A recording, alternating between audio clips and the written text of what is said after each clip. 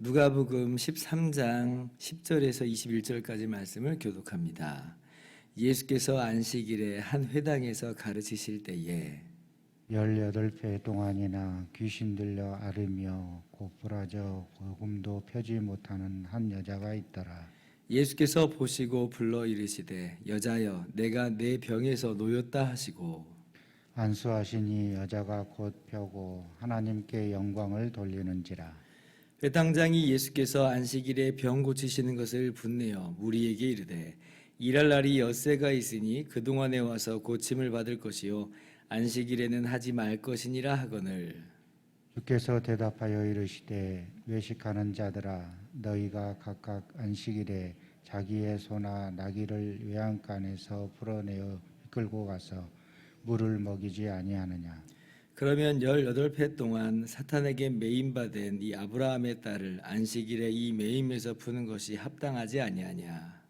예수께서 이 말씀을 하심에 모든 반대하는 자들은 부끄러워하고 온 무리는 그가 하시는 모든 영광스러운 일을 기뻐하니라.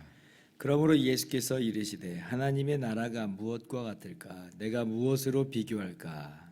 마치 사람이 자기 채소밭에 갖다 심은 겨자씨 한 알 같으니 자라 나무가 되어 공중의 새들이 그 가지에 깃들였느니라.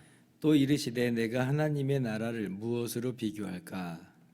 마치 여자가 가루 서말 속에 갖다 넣어 전부 부풀게 한 누룩과 같으니라 하셨더라. 아멘. 할렐루야. 하나님의 크신 은혜와 평강이 오늘도 변함없이 여러분 가운데 넘치기를 주님의 이름으로 축원합니다. 오늘 말씀을 보면 두 종류의 사람이 등장합니다. 한 명은 11절에 18회 동안 알아서 완전 꼬부라진 한 여인이 나오고요. 또 다른 한 명은 14절에 회당장이에요. 일의 발단은 이렇습니다. 예수님께서 안식일에 회당에서 가르치실 때에 거기에 이 여인이 있었던 거예요. 그래서 예수님께서 이 여인의 병을 고쳐주십니다. 우리가 볼 때는 뭐 전혀 문제될 게 없는 상황이죠. 그런데 당시 유대 상황 속에서는 이것이 문제가 될 수 있었습니다. 왜냐하면 이날이 안식일이었거든요. 유대인들은 안식일에는 어떠한 일도 하면 안 된다고 가르쳤고 또 그렇게 행했어요. 그것이야말로 하나님께서 명하신 안식일 계명을 올바르게 준수하는 것이다. 이렇게 생각을 한 거죠. 아니나 다를까 그래서 이제 회당장이 대번에 화를 내면서 들고 일어나는 거예요. 그런데 이제 예수님께 대고 뭐 이야기하기는 좀 멋쩍었는지 모인 사람들에게 이야기를 합니다. 14절 일할 날이 엿새가 있으니 그동안에 와서 고침받고 안식일에는 하지 말아라 라고 이제 이렇게 분을 낸 거예요. 그러니까 이제 예수님을 저격한 거죠. 한마디로 말하면 예수님을 저격한 겁니다. 이 여인이 뭐 고침받은 건 안중에도 없는 거죠.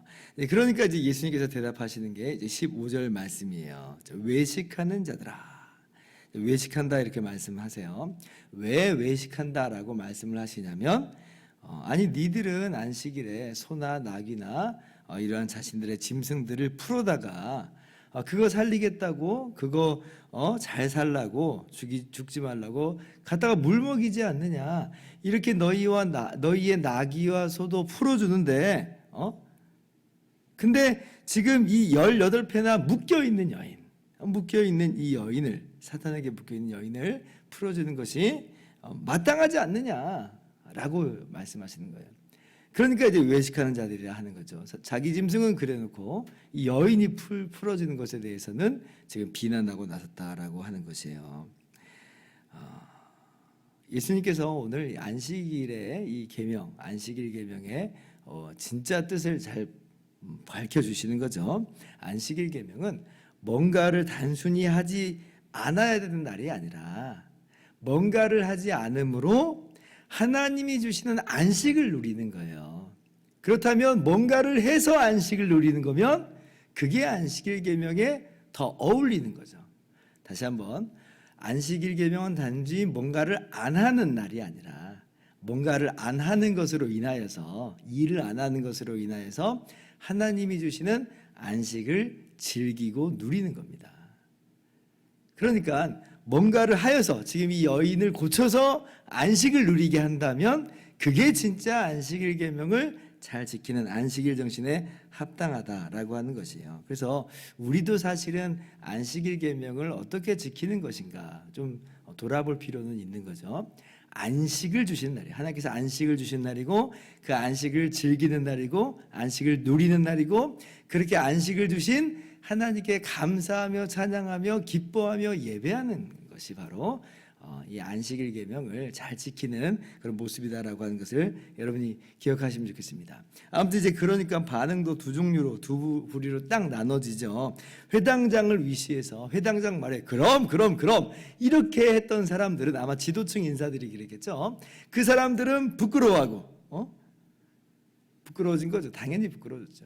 근데 내심 예수님이 하신 그 모습과 그 말씀을 보면서 예수님이 맞는 것 같은데 라고 했던 그 사람들은 하나님께 영광을 돌리면서 하나님을 기뻐했다라고 하는 것이 오늘 본문의 내용이에요. 그러니까 한마디로 두 종류의 사람, 두 부류의 사람으로 딱 나눠진 것을 이제 보여주고 계신 거예요.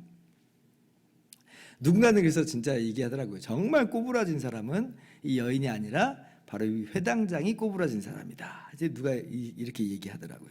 근데 보세요. 여기서 누가 더 힘이 있어 보여요? 누가 더 세력이 있어 보여요? 회당장이 힘이 있어 보이죠. 회당장 쪽이 세력이 더 있어 보여요. 회당장이 말 한마디 딱 하면 사람들이 그냥 입 다물고 아무 말 못하고 들을 수밖에 없는 그런 권위와 권력의 자리에 있다는 거죠. 그 사람들이 대세 갖고 그 사람들에 의해서 모든 일이 이루어지는 것만 같아 보여요. 그러나 그렇지 않습니다. 그렇지 않아요.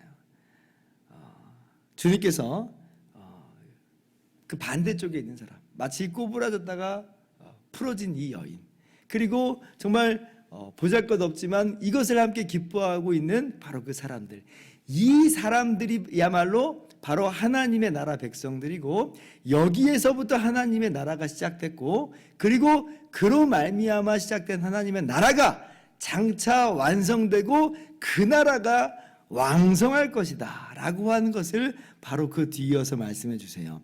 주님께서 그 이어지는 비유로서 두 가지 비유로 오늘 말씀하시죠. 18절 이하를 보면 첫 번째 비유는 겨자씨 한 알 비유를 말씀하시고, 두 번째 비유는 가루 서말 속에 갖다 넣은 이 누룩에 대한 비유를 하십니다. 공통점이 있어요. 지금 겨자씨 한 알이라든지 가루 속에 지금 갖다 넣은 누룩이라고 한다는 것은 지금 가장 작은 거예요. 심지어 보이지도 않아요.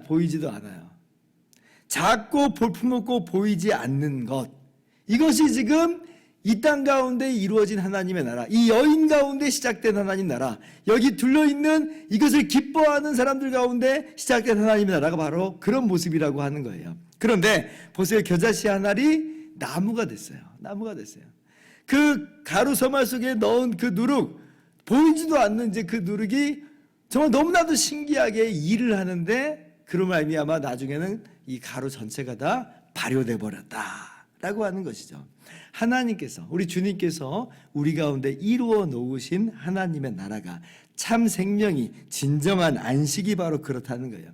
지금은 소수에 불과한 것 같고, 지금은 영향력이 없는 것 같고, 지금 뭐가 어떻게 되어가는지 보이지도 않고, 그럴지라도, 그래서 하나님의 나라가 우리 가운데 이미 임했다고 했는데 정말 임한 거 맞나? 라고 하는 마음이 불쑥 찾아올지라도 절대 그렇지 않습니다. 하나님의 나라는 이미 임하였고, 하나님의 나라는 확장되고 있으며, 하나님의 나라는 변화시키고 있고, 장차 주님 오실 때에 이 모든 것이 눈앞에 밝게 드러나는 바로 그런 날이 오고야 말 것이에요. 그러므로 적은 무리여 두려워 말라. 우리 주님께서 이 지난 장에도 말씀하셨죠. 우리들에게 동일하게 말씀하세요. 우리의 모습이 소수의 모습이라 할지라도, 우리가 정말 작은 무리라 할지라도 두려워하지 말아라. 위축되지 말아라. 하나님의 나라가 완성되고 하나님의 나라가 이 땅 가운데 눈앞에 드러나는 날이 오게 될 것이다. 나무와 같이 크고 가루 전체를 부풀게 하는 누룩과도 같이 마침내는 모든 것을 변화시키게 될 것이다. 예, 그래서 우리가 살아가는 이 시대 속에서도 우리가 함께 그렇게 적용하면서 나가야겠습니다. 지금 우리 가운데 이루어진 하나님의 나라, 또 우리를 통해서 확장시켜 나가시는 하나님의 나라, 우리가 볼 때도 너무 더딘 것 같고 때로는 뭐 열매도 눈앞에 딱딱딱 드러나지 않는 것처럼 보이고, 그래서 우리 마음도 좀 위축되기도 하고 우리 자신의 작은 모습 때문에 우리도 실망하기도 하고 막 그럴 때가 참으로 많아 보여요. 오히려 안 믿는 사람들이 더 세력이 있고 그 사람들이 더 힘을 갖고 있는 것 같고 여전히 공중의 권세 잡은 자가 지금 모든 걸 이루어 나가는 것 같은 그런 상황이라 할지라도, 예, 여러분, 그렇지 않습니다. 절대 그렇지 않아요. 믿음을 가지고 행할 수 있기를 원합니다. 우리 스스로 그들을 부러워하지 말고, 우리 스스로 낙심하거나 좌절하거나 실망하지 말고, 회개하고 주 예수 그리스도를 구주로 믿는 우리가 바로 이 천성길을 여전히 걸어가는 거예요. 여전히 걸어가는 거예요. 그래서 바로 이제 내일 우리가 큐티하는 그 본문 속에서 22절 이하를 보면 주님께서 뭐라고 말씀하시냐면 좁은 문으로 들어가기를 힘쓰라, 그렇게 말씀하세요. 지금은 아직은 작게 보이고 좁은 문처럼만 보이는 그런 이 삶의 모습이지만 이 길이 옳은 길이고요, 이 길이 천국 길이고 이 길이야말로 우리가 마땅히 걸어가야 되는 길인 줄 여러분 믿으시기 바랍니다. 전혀 위축됨 없이 실망 없이 우리에게 안식을 가져다 주시는 주님을 기뻐하면서 감사하면서 예배하면서 이미 이루어진 하나님의 나라를 더욱더 확장시켜 나가는 우리의 모든 복된 삶이 되기를 주님의 이름으로 축원합니다. 기도하겠습니다.